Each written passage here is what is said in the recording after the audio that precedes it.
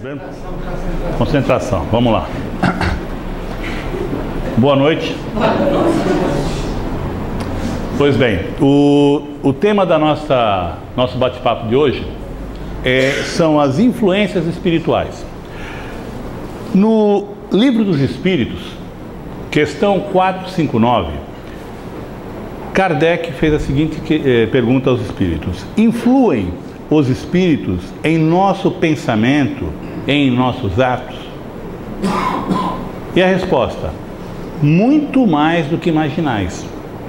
Influem a tal ponto que de ordinário são eles que vos dirigem. Pesado isso, né? Imagina, não tem nem meio termo. São eles que vos dirigem. O que significa isso, hein? Alguém dirigir alguém. Eu acredito que aqui muitos já tenham tido a experiência de dirigir equipes, né? Seja na escola, dirigir, por exemplo, lá, né? Os filhos, o marido que só faz besteira, né? Que atrapalha. Ou dentro do âmbito profissional, dirigir uma equipe de trabalho. A direção significa que o dirigido vai cumprir aquilo que está sendo colocado? É certeza absoluta que um dirigente obtém o resultado que ele espera dos seus liderados, dos seus dirigidos? Então a gente parte do princípio que quem é dirigido ainda mantém o que nós chamamos de liberdade de pensar, de agir, e portanto pode decidir se cumpre ou não a vontade do dirigente. Não é assim? A gente não consegue, dirigindo, ter a certeza absoluta de que o outro vai cumprir o que eu quero. Por quê? Porque tem a vontade dele sempre, né? Por mais que eu dirija a minha equipe, meu funcionário pode decidir fazer um prolongamento do feriado, pode decidir sair da empresa, pode decidir desacatar uma ordem minha, mesmo que seja demitido. Mas dirigir não significa controlar. Porque quando você controla, aí não existe a possibilidade do outro ter liberdade. Você é controlado. E aqui, quando eles falam, eles vos dirigem, muitos, ao lerem isso aqui, vai, ué, acabou então o livre-arbítrio? Quer dizer que os espíritos me dirigem? Sim, eles dirigem, como todos aqueles que dirigem a nossa vida. Nem por isso a gente cumpre fielmente. Ou seja, na minha interpretação, que pode estar equivocada, quando os espíritos dizem que nós somos dirigidos por eles, eu entendo que nós somos influenciados. Eles nos propõem coisas boas, coisas más. A decisão será minha de levar adiante aquilo que foi proposto. Mas quando a gente fala desse tema, influências espirituais, a gente pensa logo na obsessão, né? E quem são os obsessores? Quem são esses espíritos que nos influenciam? Ou melhor dizendo, o que eles eram antes de serem desencarnados? Gente como nós, né? E o que esses espíritos influenciadores faziam antes de desencarnar? A mesma coisa, influenciavam as pessoas. Também eram influenciados. Ou seja, nós temos que entender que quando falamos de influências espirituais, não estamos só nos limitando a dizer das influências espirituais dos desencarnados, mas nós somos influenciados também por encarnados. Na realidade, para que a gente possa entender melhor essa questão do que é influenciar ou o que são influências, eu convidaria vocês a pensarem, por exemplo, nos nossos gostos. Quais são os meus gostos? Quais são as minhas preferências, né? Quais são as minhas respostas que eu dou às mais diversas questões? Ou seja, quais são as minhas atitudes e baseadas em que crenças? O que eu estou dizendo com isso? Que na realidade, todos nós, ao longo da nossa existência, não só dessa presente, mas ao longo da nossa existência, nós fomos sendo influenciados por pessoas que conviveram conosco, que estiveram em algum momento, tiveram uma certa ascensão sobre nós. Podem ser pessoas que nós amávamos, pode ser pessoas que nós admirávamos, pode ser pessoas que nós temíamos. Mas de alguma forma nós acabamos ao longo da nossa vida, seja os nossos pais, seja os nossos chefes, seja os nossos professores, os nossos ídolos de todo tipo, nós acabamos nos subordinando a ideias, a propostas e assumindo como nossas uma ideia que era de outro. Ou seja, eu acato a sugestão ou a proposta do outro. E por que nós fazemos isso? Porque nós vivemos em sociedade, nós vivemos em grupos e nós todos sem exceção, queremos ser aceitos. Queremos fazer parte da turma, queremos fazer parte do grupo, queremos ser acolhidos, aprovados, né, na palavra. Isso nos leva então a adotarmos as regras, as crenças, às vezes os gostos, a moda, para que nós possamos ser aceitos. E isso não acontece só num período da nossa vida, quando somos ainda pequenos, mas durante toda a nossa vida somos influenciados. Muito se fala na influência que a mídia tem. E por mídia hoje não se limita à televisão, ao rádio. O rádio até bem pouco, mas também a internet. Toda hora está sendo lançado alguma coisa que vai nos influenciar, né? Nem todas as influências nós aceitamos de bom grado. Às vezes somos forçados. Forçados em termos, né? Somos sempre livres. Mas a pressão nos leva muitas vezes a assumirmos algumas posições que até nos violentam, que até vão contra os nossos princípios. Seja às vezes no ambiente de trabalho, que temos que fazer vista grossa para algumas coisas, seja às vezes no meio social, onde algumas pessoas externam algumas opiniões, mas eu não quero entrar em conflito, porque senão vou ser rejeitado, né? E por aí vai. A questão é que quando eu me subordino à influência, de alguma maneira eu estou tentando manter a minha sintonia com aqueles com quem eu compartilho a vida. E a palavra é essa, sintonia. Quanto maior a sintonia entre eu e o outro, entre eu e aquele que me tenta influenciar, quanto maior for essa sintonia, maior vai ser essa influência. Por outro lado, quanto mais eu estiver consciente dos meus valores, das minhas crenças, de tudo aquilo que compõe a minha maneira de ser, ou seja, estamos falando de autoconhecimento. Quanto maior for meu autoconhecimento, menor será a chance de uma influência cega, ou seja, quanto mais eu me conheço, sei o que eu gosto, sei o que eu sou, quais são as minhas verdades, as minhas crenças, a minha vida ela será pautada por escolhas cada vez mais conscientes. Mas antes falando isso, dá a impressão de que então a influência é uma coisa negativa, que a gente tem que evitar. Na realidade, a influência, ela existe normalmente nos nossos relacionamentos. Ela faz parte das relações interpessoais. Ou seja, faz parte do processo evolutivo que eu entro em contato com outras pessoas. E na medida que eu entro em contato com as pessoas, eu vou experimentando nessa relação os meus limites, os limites do outro e vou aprendendo. Numa palavra, nós poderíamos dizer que a influência ela está relacionada diretamente a uma questão de poder, né? Onde o objetivo é a dominação do outro. Nossa, mas isso é feio, né? A gente quer dominar o outro, eu não faço isso. Será? Tem uma pergunta que eu faço, né, que nós fazemos no consultório. A gente não faz logo de cara para não assustar o cliente, né? Porque senão ele nem fica até o final da sessão. Mas lá pelas tantas, depois que ele já se acomodou no sofá, né?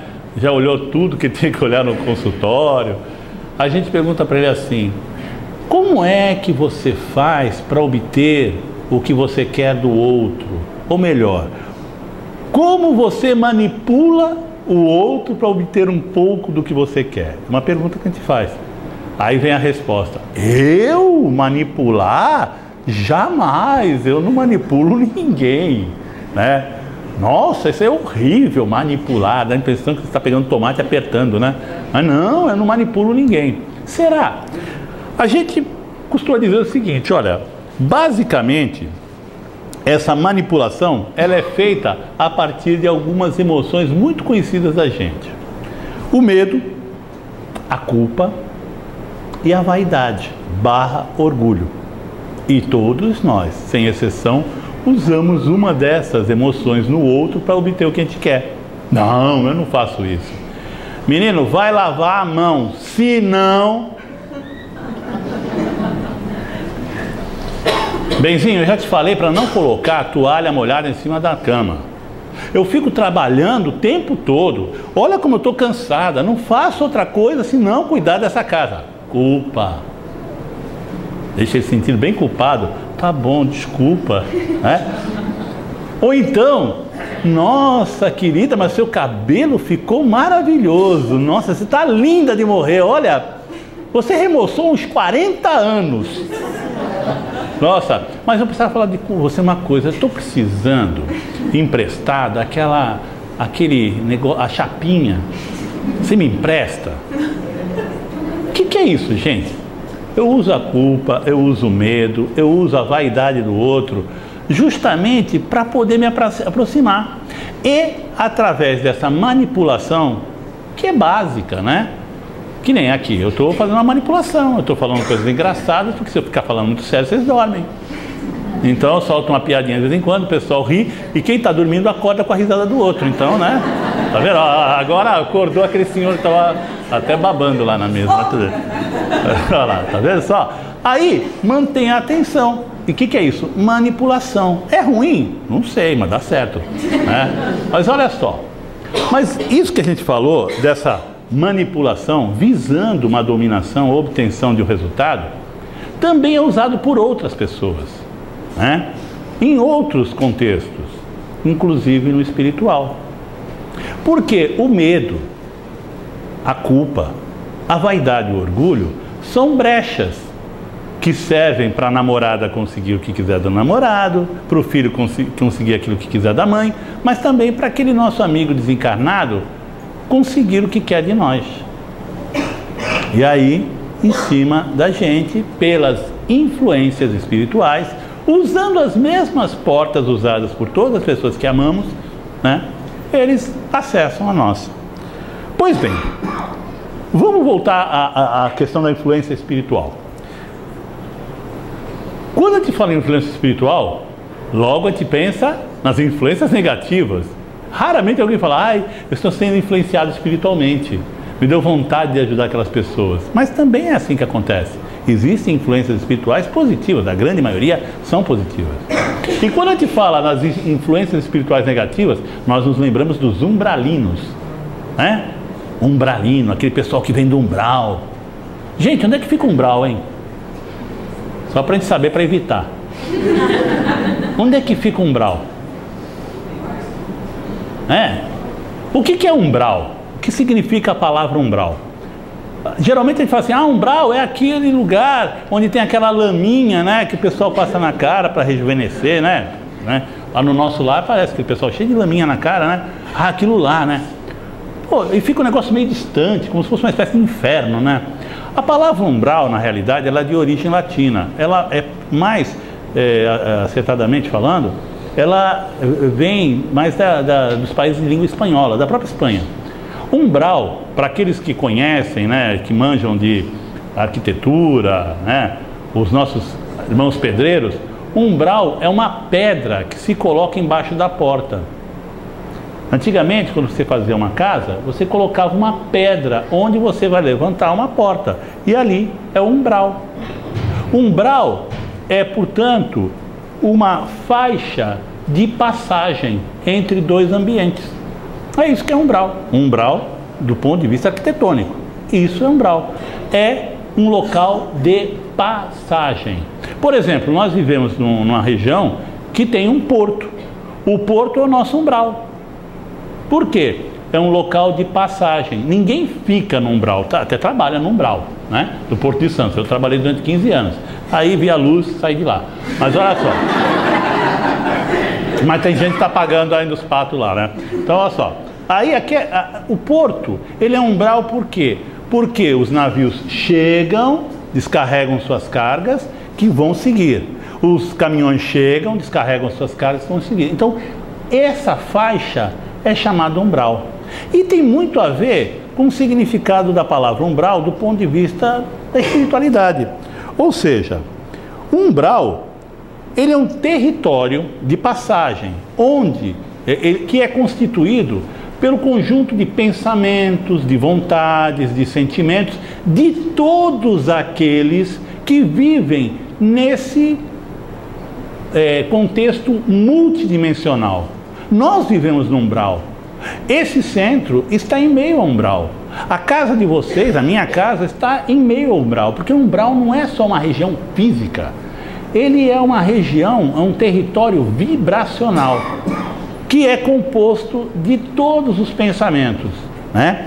Então, veja só, aquelas pessoas que vibram na mesma faixa, em sintonia, criam um ambiente vibracional, onde os pensamentos são os mesmos, onde as ideias, os sentimentos, os objetivos, e eles se alimentam, alguns desencarnados, encarnados também, se alimentam desses pensamentos, desses sentimentos, dessas atitudes. Através do quê? Da influenciação, visando a dominação, para a obtenção daquilo que eles querem, né?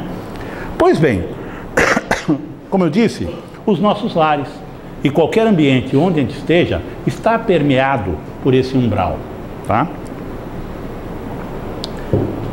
Aí, alguém poderia dizer, bom, mas então tudo é espiritual? Não, só 100%. Tudo é espiritual porque tudo envolve sintonia entre espíritos encarnados e desencarnados, tá? Mas como é que se dá essa sintonia e onde essa sintonia pode me contaminar a ponto de eu ser dominado, né? Manipulado? Bom, vamos falar um pouquinho para entender essa contaminação de uma maneira assim talvez mais simples, né? Porque falar em contaminação espiritual talvez fique um pouco complicado. Mas, por exemplo, todos nós aprendemos, seja na escola, seja nos ambientes de trabalho, no próprio lar, a respeito de germes e bactérias, né? Vira e mexe, vem alguma coisa, olha, isso aqui é bom para germes e bactérias, né? Então, o pessoal passa álcool na mão, né? Usa detergente para lavar os pratos, sabonete para lavar o corpo, né? E uma série de produtos de limpeza para evitar o quê? A contaminação, certo? Pois bem, essa ideia de higiene preventiva para evitar contaminação, ela só veio se tornar prática na nossa vida, no dia a dia, a questão de 150 anos atrás. Porque até então, as bactérias, os germes, os micróbios eram desconhecidos, né? Eram lendas. Vejam só, se a gente se ater, por exemplo, à questão do banho. Bom, a maioria de nós, né, toma 2 banhos por dia, ou um banho a cada 2 dias, né? Depende.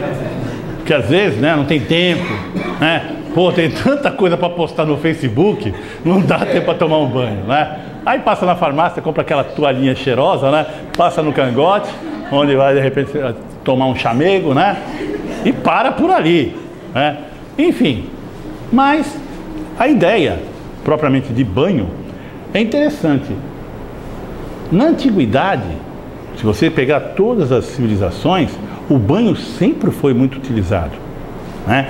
Os egípcios tomavam 3 banhos por dia, no mínimo. E os gregos e depois os romanos também vieram com essa ideia de asseio. Mas por quê? Porque era para valorizar o corpo, que na mente deles, na cultura deles, significava você cuidar bem do corpo, é você valorizar aquilo que foi te dado pelos deuses, né? Então você procurava se manter limpo. Pois bem, a coisa mudou um pouquinho a partir do cristianismo, né? Mas antes disso, antes de falar o que mudou, houve uma mudança nessa questão do banho a partir do ano 150, 200, por ali depois de Cristo. Depois que Cristo foi embora, o pessoal fez algumas alterações. E durante cerca de 1200 a 1300 anos, toda a civilização ocidental, sob dominação da ideia cristã, mudou a sua maneira de tomar banho. Você sabe qual era a média de banhos nesse período de mais de 1200 anos no nosso mundo ocidental? Chutem. Quantos banhos se tomava naquela época? Quanto? É quase isso. 1 a 2 por ano. Isso é história. Pode procurar no Google. Olha só. 1 a 2 por ano. E por quê? Pensem. Porque foi inaugurado, a partir do cristianismo, a ideia de se culpabilizar o corpo como sendo a origem do pecado. Todo pecado estava no corpo. A carne é fraca. Então, passou-se a evitar o contato com o próprio corpo. A nudez era algo a ser evitado pelos cristãos. E se procurou, de qualquer forma, evitar o contato com aquilo que poderia ser o pecado, a perdição. E aí, por conta disso, a igreja, nascida naquele período, estimulava um afastamento de tudo que pudesse ser erótico.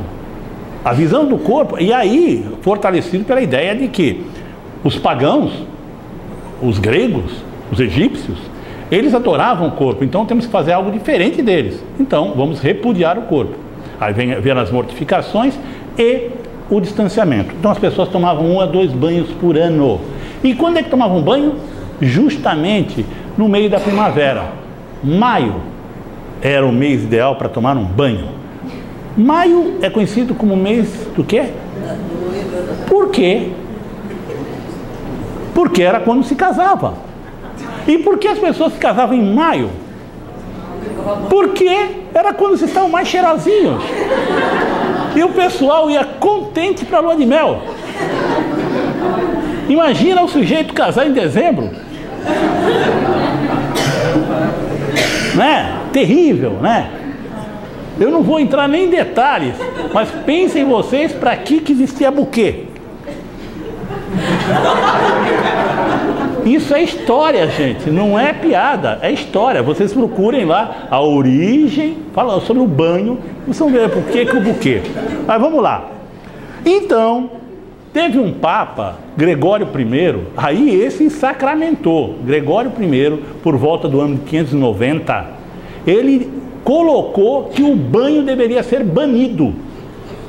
E muita gente jamais, durante a vida toda, tomou um banho. A não ser que pegasse uma chuva no meio do caminho. Mas nem por isso trocava de roupa, porque as roupas usavam até gastar. Né? Então, olha só. Por que eu estou falando disso, gente? Porque esse hábito, baseado na ignorância e na manipulação religiosa, na dominação, fez com que 1/3 das crianças morressem antes de completar 1 ano. E outro 1/3 morria poucos anos depois, por conta do alto grau de contaminação dos germes, de tudo que vocês possam imaginar. Muitas mulheres morriam no parto, ou de infecções após o parto. Não existiam cuidados higiênicos. Paralelo a isso, na mesma época, outras culturas não cristãs, como os árabes, por exemplo, o árabe, além de tomar banho mais de uma vez por dia, ele se depilava. Totalmente. Para quê? Para manter o corpo asseado. E o árabe, por incrível que pareça, o pessoal às vezes fala assim, árabe, os árabes é que cuidavam dos dentes, branqueavam os dentes. Quando os nossos cavaleiros foram lá nas cruzadas invadir aquela região, eles entraram em contato com essa cultura e trouxeram o costume dos banhos quentes, que os árabes usavam para, inclusive, para remover o óleo do corpo, para a cultura ocidental. E pouco a pouco as coisas começaram a mudar. Até que chegou por volta de 1850, aí esses hábitos começaram realmente a mudar. Só para vocês terem uma ideia, até o século XVI, nós estamos falando em torno de 1500 e pouco, né? Os médicos da época, os médicos, diziam que o banho, além das razões religiosas, haviam razões médicas para não se tomar banho. Porque o banho abriria os poros por onde as doenças entrariam. Eles tinham a intuição de que as doenças entravam pelos orifícios, pela boca, pelo nariz, pelo ânus, enfim, por todos os orifícios. Mas, se você limpasse, eles viram que tinha uns buraquinhos na pele por onde passaria, então teria que tapar aquilo. As crianças que tinham a pele muito sensível, as mães eram estimuladas a cobrir com sujeira mesmo, para poder tapar, vedar. Imagina, um vedacite na pele, né? Pois bem, passou-se um tempo, veio o conhecimento e as pessoas adquiriram hábitos higiênicos, que todos nós temos. A pergunta é a seguinte: nós, nos asseando, tomando banho, escovando os dentes, limpando a roupa, os pratos e tudo mais, nós garantimos estar livres de contaminação? Por quê? Não basta limpar? Não basta ficar de banhinho tomado? Eu posso entrar num elevador com um monte de gente espirrando, não vou pegar gripe? Pego, né? Por quê? A gente está em contato com o ar. Aqui nessa sala todos nós estamos respirando o mesmo ar. É como se nós estivéssemos na barriga da mesma mãe, convivendo com o mesmo líquido amniótico. O que vai garantir que nós não fiquemos doentes? O nosso sistema imunológico. Ou seja, não basta limpar por fora. Em essência, interiormente, eu tenho que estar fortalecido. Como é que será que fica, então, a questão da contaminação espiritual? Nós entendemos que a gente precisa tomar banho, lavar as mãos sempre. Não adianta lavar a mão de manhã e falar assim, bom, agora eu só lavo a mão só no dia seguinte. Eu preciso sempre estar me higienizando para garantir um mínimo de contaminação. Isso não evitará que eu entre em contato com agentes que podem trazer a contaminação. Mas o que vai garantir, então, é uma outra ação. É eu estar com o meu sistema imunológico bem forte. Então, como é que fica a questão espiritual? Vamos fazer um paralelo? Tem gente que, a exemplo da Idade Média, faz higiene espiritual uma vez por ano, ou duas, né? No Natal, todo mundo faz o Pai Nosso junto, não é isso? Não é só no Natal, ou no velório, né? Mas durante o ano, é um querendo comer o outro. Os sentimentos de fraternidade, solidariedade, de amor, de tolerância, não é para todo dia. Quem é que toma banho todo dia, né? Mas tem gente que está bem melhor. Além de ir no Natal, Ano Novo, vem no centro uma vez por semana. Já é alguma coisa, né? Aí toma passe, fica bem. Aí sai daqui, a primeira curva que pega, alguém fecha, né? E lá vai o passe, o vinagre. Não é verdade? Então, a gente nota que tal qual os cuidados higiênicos com o corpo, que são necessários e não episódicos, tem que ser sempre, todo momento, tem que lavar, tem que passar, tem que limpar, né? O lugar onde eu durmo, onde eu como. Eu, espiritualmente falando, eu preciso estar atento a todo instante, cuidando para manter a minha higiene íntima espiritual e fazendo coisas que possam favorecer o fortalecimento do meu sistema imunológico. Em outras palavras, pode ser a reforma íntima, né? Ou a reflexão a respeito das minhas atitudes, enfim. Pois bem, no contexto espiritual, essa nossa interação, tal qual no elevador que você entra, você respira o mesmo ar, no contexto espiritual, essa nossa interação é muito maior. Nesse exato momento, estamos todos aqui, encarnados, desencarnados, todos envolvidos numa grande rede de conexões, onde os pontos de contato se estabelecem a partir dos interesses, das vibrações, das inclinações, das nossas tendências. Quer ver uma coisa simples? Como é que a gente estabelece o vínculo, a sintonia espiritual? Se eu falar para vocês assim, olha, eu torço para o Santos. Muita gente daqui que for santista vai falar que legal, olha, já gostei do cara, ele torce pro Santos. Se for fanático, esse é dos meus, semana que vem estou aqui de novo, né? Agora, se for um corintiano fanático, vai dizer, ixi, esse cara, eu vou embora, não vou nem tomar passe, já vi que o centro é santista, verdade? Se eu falar, sou vegetariano, um ou dois aqui vão dizer assim, ah, que legal, o resto vai dar risada, né? Ou seja, cada vez que eu falar uma ideia, uma posição que eu tenha, uma opinião política, religiosa, seja lá o que for, cada vez que eu sinalizo quem eu sou, o que eu traduzo como sendo eu, vai estabelecer vínculos de simpatia e antipatia. Fiquem tranquilos, eu não torço para o Santos nem para o Corinthians, eu torço para o Jabaquara. Então, olha só. Torcia, agora estou quase virando Juventus. Mas olha só, a questão é a seguinte, isso demonstra que o que põe em contato com o outro é aquilo que eu sou, aquilo que eu penso, aquilo que eu digo, as minhas atitudes, né? E isso nos leva a uma outra questão.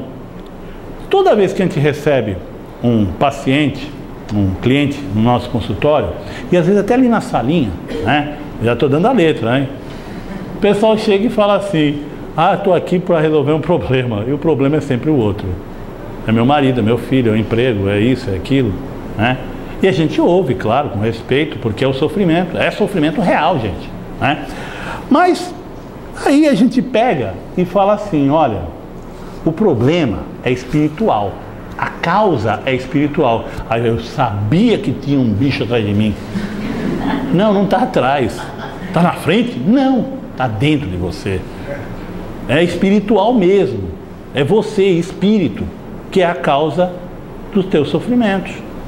Por que que a gente fala isso, gente? Não é uma postura arrogante dizendo assim, não, vocês somos culpados pelo sofrimento de vocês. Não, vocês, eu e todo mundo, é a partir de nós, das nossas tendências, que os espíritos encarnados e desencarnados estabelecem contato comigo e passam a me influenciar. Simples assim. Essa ideia, ela surge com o seguinte conceito. Toda vez que eu penso algo, eu vibro, eu crio à minha volta uma atmosfera de ideias, de sentimentos. E essa atmosfera é captada tanto por encarnados quanto desencarnados. E essa atmosfera espiritual, ou esse elan, né, essa estabelece uma oportunidade de vínculos que podem ser de bastante tensão e muito fortes, ou breves. Quer ver uma coisa? Se eu sair daqui e for no supermercado, pegar uma fila e alguém furar a fila e eu ficar com raiva e ficar vibrando negativamente com relação àquela pessoa não é estranha para mim, mas naquele momento eu já dei uma conectada, e não só com ela, mas com as companhias espirituais delas e as minhas, ok?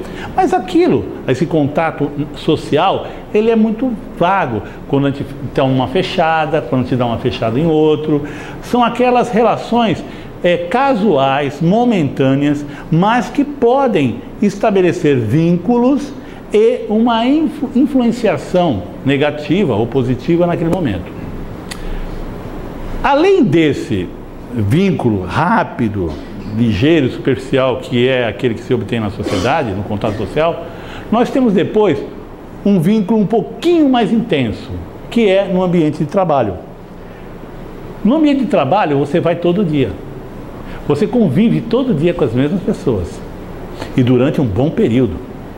E naquele período você tem antipatias e simpatias, estabelecendo vínculos, sofrimento, manipulações, influenciações, né? Mas você pode mudar de trabalho. Chega uma hora que enche o saco, peço as contas, vou para outro lugar.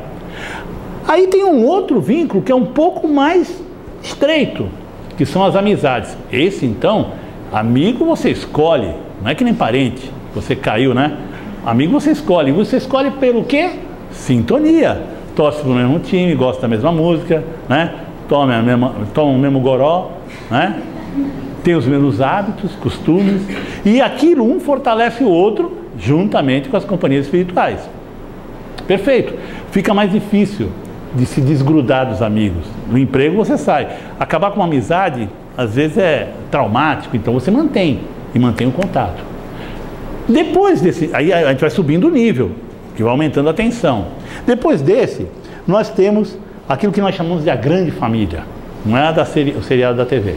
A grande família é o resultado da junção do casal. Sogra, sogro, cunhado, cunhada, nora, noro, né? Primo, tio, primo de terceiro grau, né? Todo mundo é aquela grande família resultante de duas famílias que se encontram através do casamento, da união estável.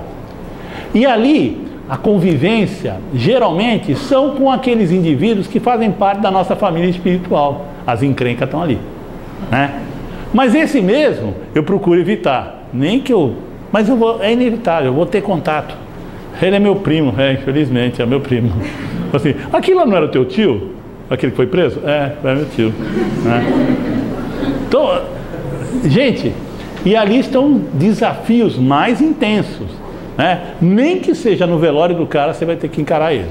Então, aí nós passamos a um nível mais estreito, onde as tensões e, portanto, as influências externas e internas são mais determinantes, que é a família nuclear.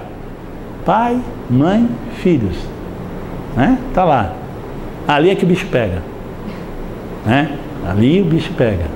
Como eu já disse várias vezes, não existe família Walton. O seriado já acabou há muito tempo. É na família que nós encontramos os grandes desafios. É na família que estão as maiores tensões.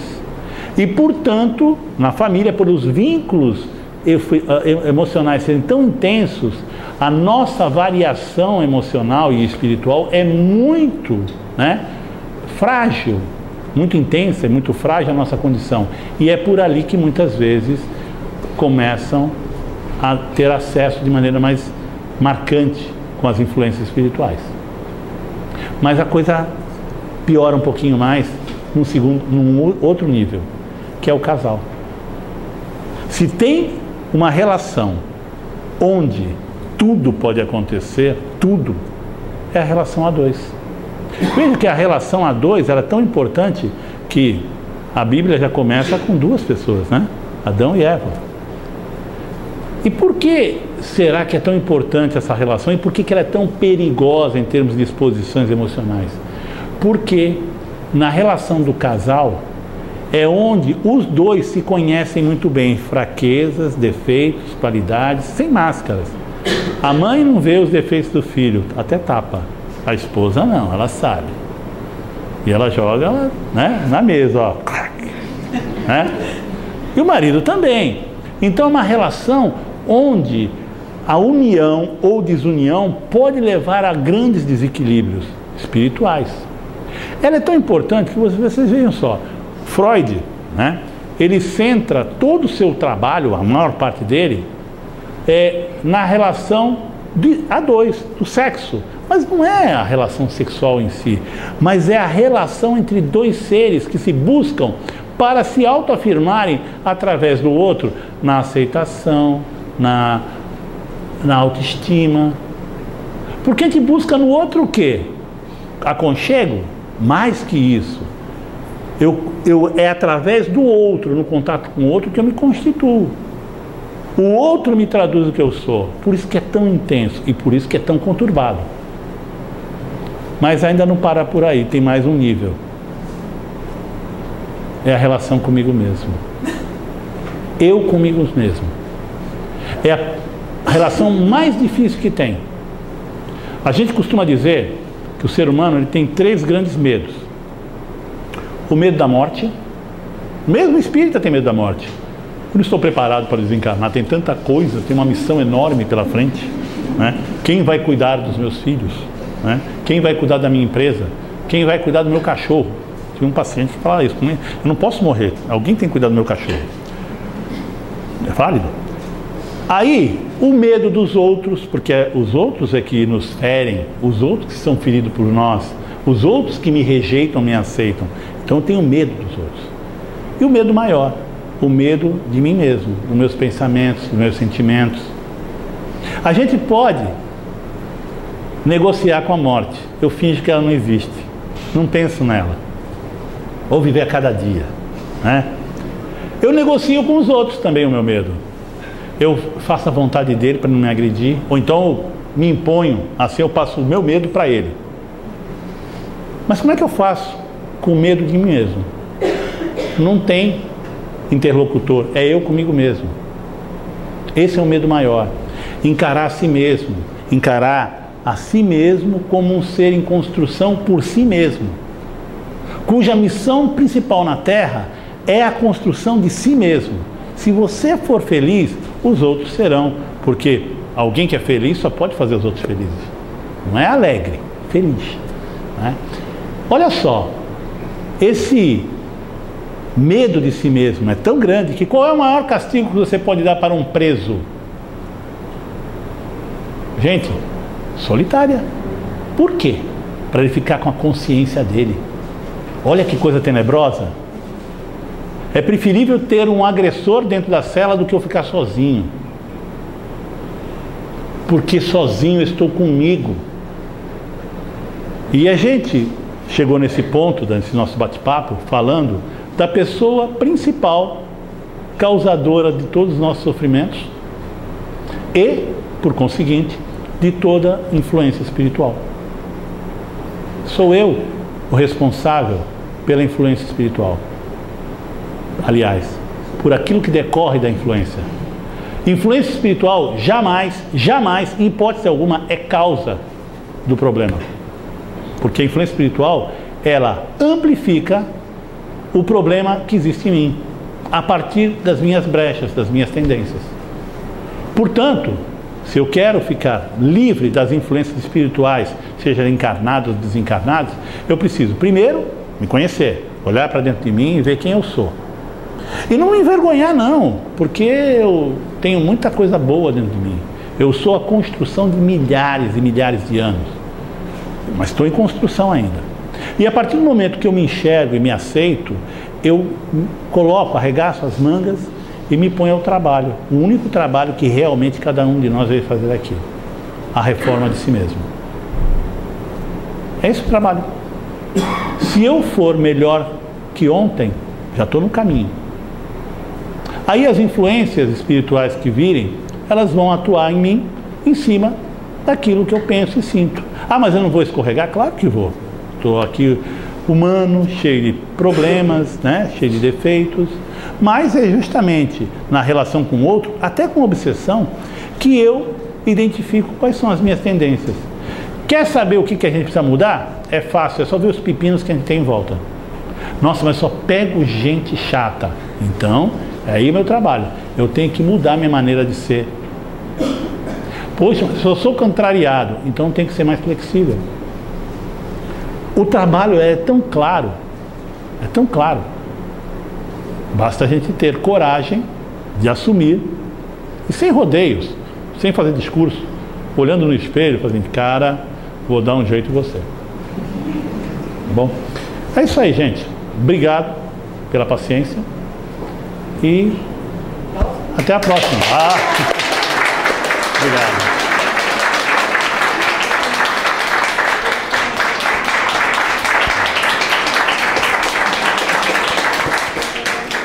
Só aparece o pessoal daqui.